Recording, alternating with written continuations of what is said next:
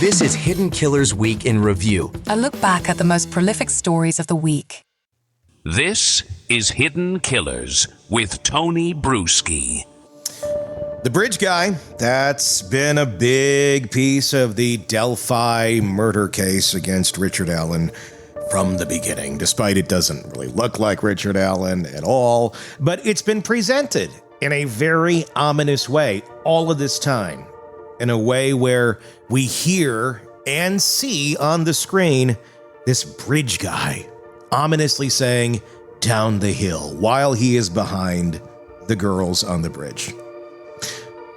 The reality is that never happened. He didn't say that ominously behind the girls as he was walking along the bridge. No, he actually said it in passing as the girls had already talked about wanting to go down the hill. This is a crazy, crazy video now that we've seen it in its entirety. I know you saw it in court, Bob. They played the whole thing, correct, in court? They did. Okay, so that at least was there. But leading up to this, all we saw was this 6-second edited version that was played over and over and over. And they said, this is the bridge guy's the killer. I got questions about how we even came to that conclusion, too. Before we dive into it, let's play the bridge guy video in its entirety, and then we will discuss. We're going to put it down over here to a full screen, and let's watch it. Here we go. And listen.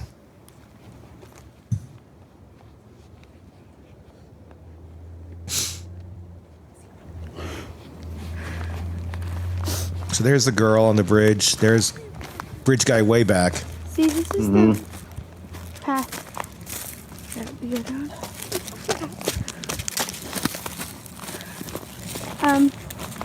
There's no path going there, so we have to go down here.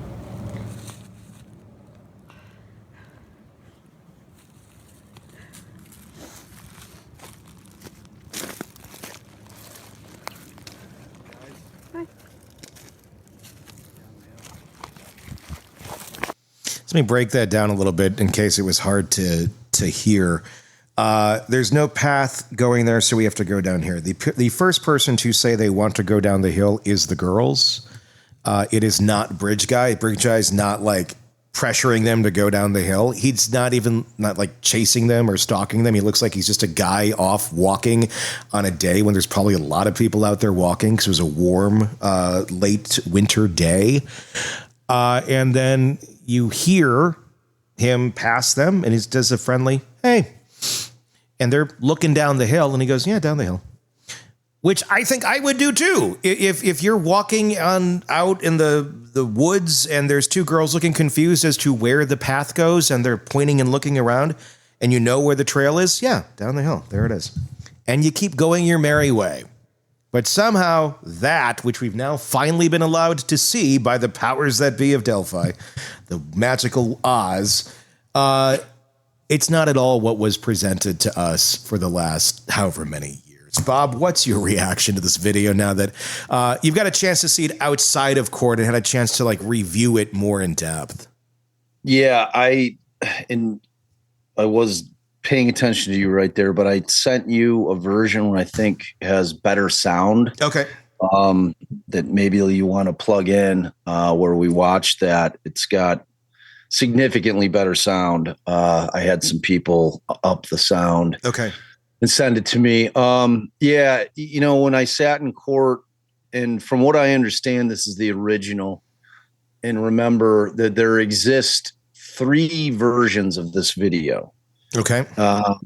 4 if you're counting what they put out to the public, the 3-second clip of just Bridge Guy that was all grainy where you can't make out anybody's face.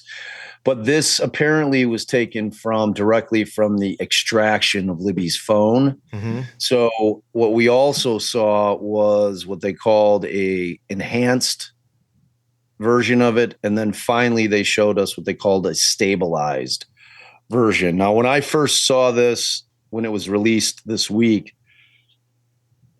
I could not remember. I'm like, I was hitting everybody up that was in court with me during that trial. I'm like, is this the original?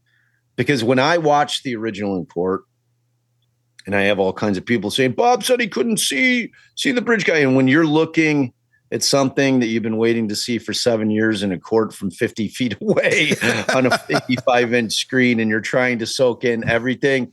Like when you look at the beginning of that video, where now when you can watch it over and over, you can see that he's behind her, but she's kind of shielding his body initially until there's like Libby pulls back a little bit, and then you can see how far he is behind her. Mm-hmm. Like I didn't see the dude initially.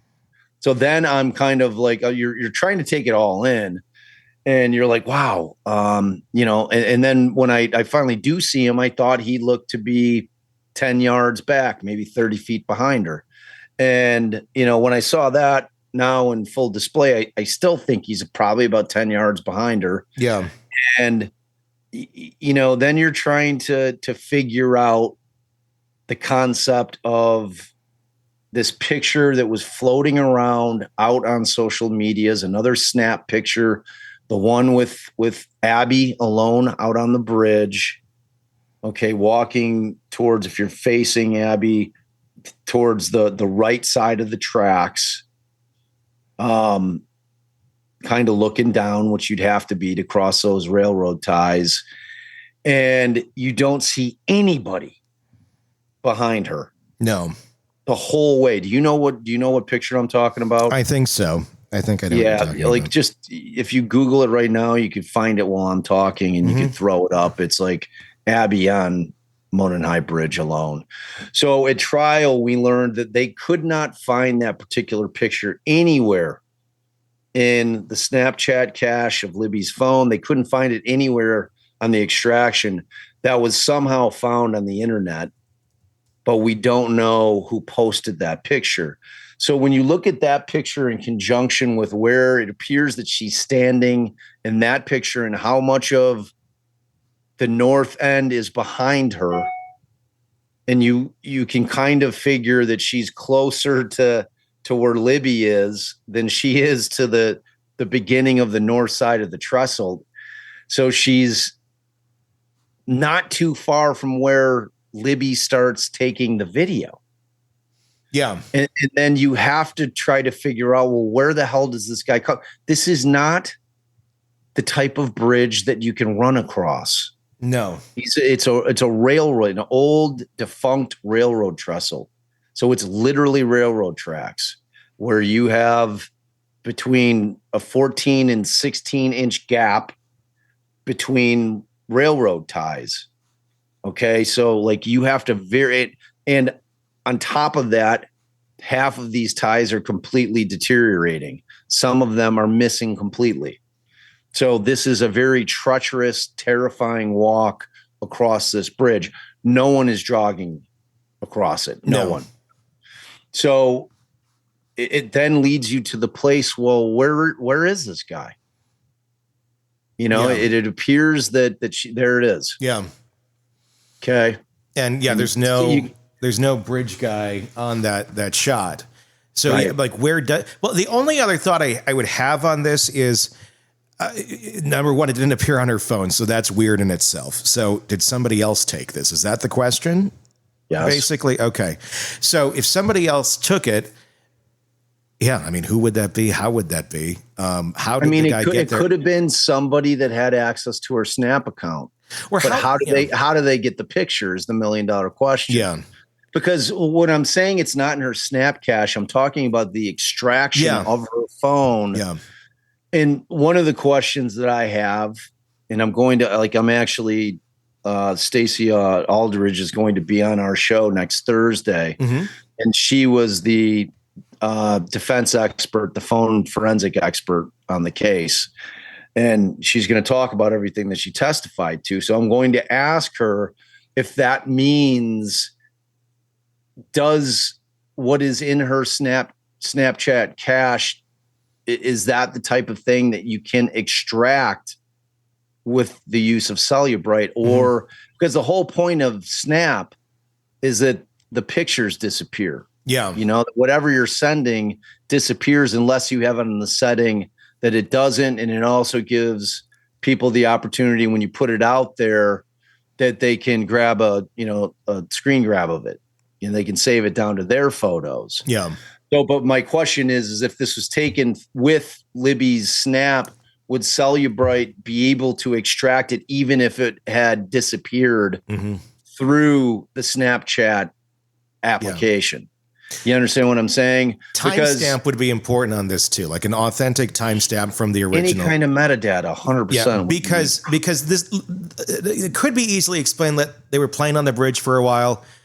Bridge guy just hasn't gotten there yet, and they were hanging out there for a little while, and then eventually that other guy is coming this way, and they decide to start moving forward because they see somebody coming, that's going to eventually pass them on the bridge. I don't think I'd really want to be next to anybody on that bridge that's going to pass me, so you're going to kind of keep moving. So in here, if you're looking behind Abby and you look to the right side of the rail, you can see one of the two platforms. Yeah. Okay. Go back there. See that thing that's sticking out? Yep. Right where your little cursor is. Yep. That is one of the platforms.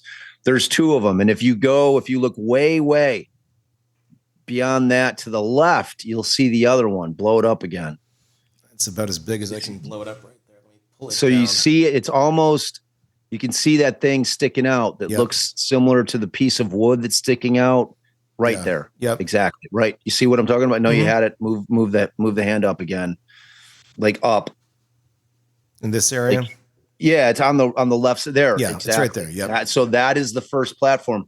So if you're able to look and you can Google an aerial view of the Monon High Bridge, there are those two platforms, and they are at the opposite end of where she is at. You can see how far behind that is of her. So she is not hanging around just playing on that bridge. Libby obviously had a lot less fear in terms of crossing that bridge because she beat like when you're hearing about people talking about crossing that bridge, it's like people are like, yeah, but I got down on my hands and knees and crawled across it because it's that scary. Yeah. You're like 67 feet above a creek. Yeah. When you're over the creek, and when you're not over the creek, you're 67 feet above like ground. On rotting wood. On rotting wood. So it's a terrifying experience. So like Abby is not sitting chilling, hanging out, like posing for pictures there. She's trying to get across. My point is the only thing that makes sense to me is that the killer came past them from the south side of the bridge and then turned around when he got past both girls.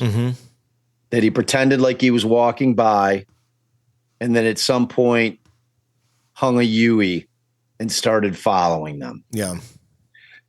And because it doesn't make any sense other way to it just doesn't add up. And if that's the case, I mean, to me, that's pretty exculpatory as to Richard Allen. Yeah. Because he was not coming from that side of the bridge. Like that side of the bridge, where you'd park to get there is a long distance away from where Allen said he parked and from where the police are saying that he parked, which was the old CPS parking lot. Yeah. So like this is at the opposite end of that. Okay. So it doesn't really work for me in terms of it being Allen if they're going to stick with, well, this is where he parked and that's where he was waiting and then he's following him down the bridge. Because where is he in the other picture? That other picture tells the tale.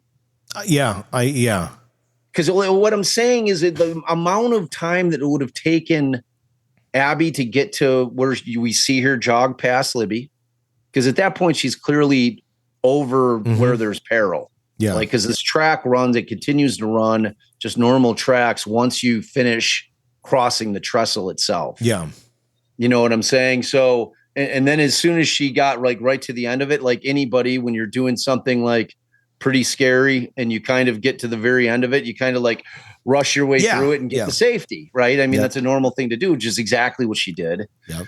And, so we know that she's pretty close to that end and there's just not enough time for that guy to make up all that space, all that distance in the time that it would have taken her from where the picture that you just showed to where she gets to safety, to where Libby's filming. So, I mean, for me, it just raises a ton of questions.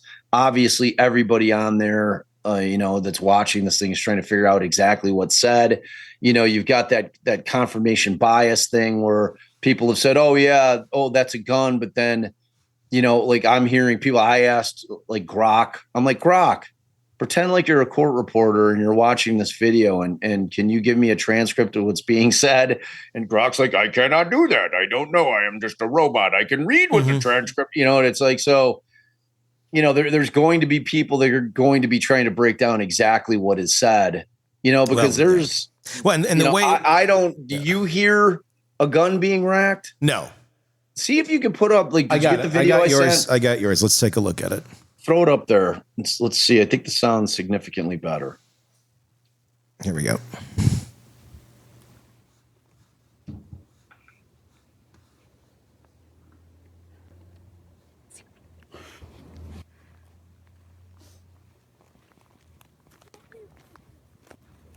See, this is the path. The other.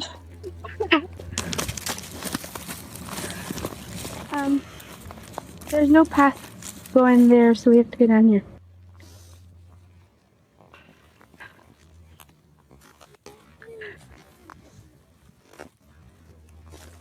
See, this is the Guys.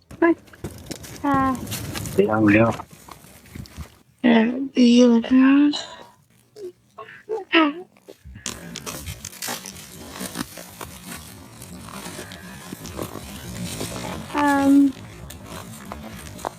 There's no path going there, so we have to go down here.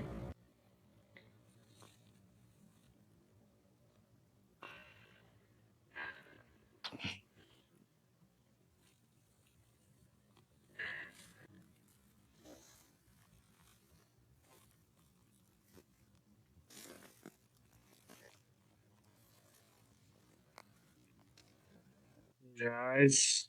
Bye.